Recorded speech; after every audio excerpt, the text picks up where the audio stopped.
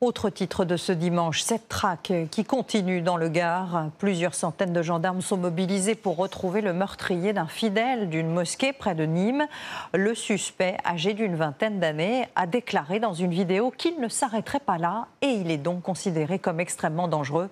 Paul Gély, Maureen Bajac et Théo Thomas sur place. Activement recherché depuis plus de 48 heures. Cet homme a été filmé par la vidéosurveillance de la mosquée de la Grand-Combe, où il a assassiné un musulman de près de 50 coups de couteau. Ce matin, plusieurs centaines de gendarmes sont mobilisés dans le Gard et les départements voisins. Voici ce que l'on sait du suspect. C'est un Français, âgé de 20 ans, né à Lyon. Inconnu des services de police, sans emploi, il était dans la région depuis peu de temps et visiblement isolé.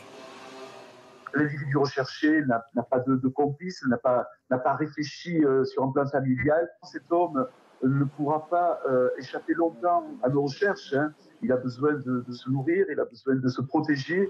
Le suspect est considéré comme dangereux par les enquêteurs. Il a exprimé sa volonté de réitérer son acte.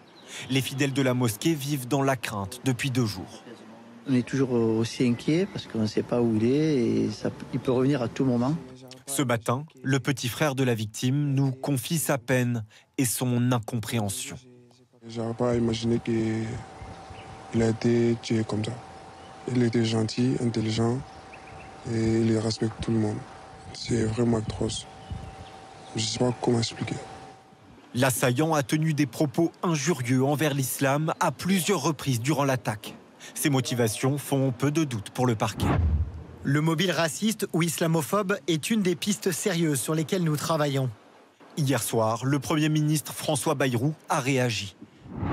L'ignominie islamophobe s'est exhibée sur une vidéo. Les moyens de l'État sont mobilisés pour que l'assassin soit saisi et puni. Une marche blanche est organisée à la Grand-Combe à 14h30 en hommage à la victime.